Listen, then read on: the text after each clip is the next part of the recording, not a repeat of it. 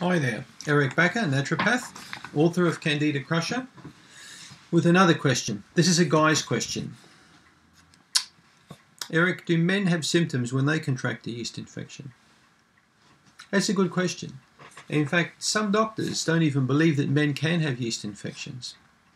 And I've heard it a few occasions when a patient told me, a male patient said to me, my doctor doesn't believe I've got a yeast infection because he said I haven't got a vagina. How can I have a yeast infection? So men obviously haven't got a vagina, well, we know that. But how are men manifesting signs and symptoms of a Candida yeast infection? In chapter 3 of my book, you can read all about this in great detail.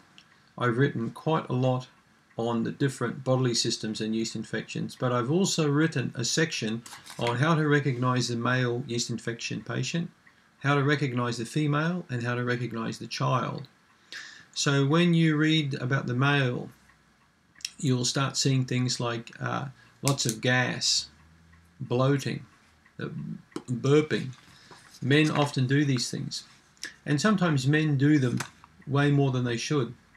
Itching different parts of the body. It could be ears or scalp or any part of the body could be recurringly itching. A common thing that I find with males is itching the groin area.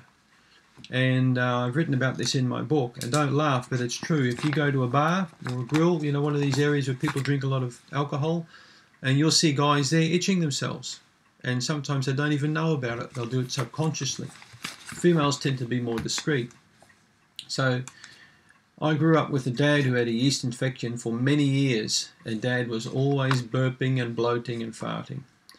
So those are three chief things that you'll see with males. Guys who desire sweet foods, it's a key link between a strong craving in a male and a yeast infection, because these bugs need feeding. And as I write in my book, the bugs are calling your name. They're calling your name. I want something to eat. I need something sweet. And of course, what are you going to do? You're going to have a beer, or you're going to have a piece of chocolate, or a scoop of ice cream. All these things feed up that male yeast infection. And how is the body going to respond? So when we've got yeast inside our digestive tract, we've got what I call fermentative dysbiosis. There are many authors who write about this. Liz Lipsky is a well-known author with her book Digestive Wellness. There are many authors you can read about who have written about these particular types of problems. So I hope that answers your question about the male symptoms of a yeast infection. Thank you.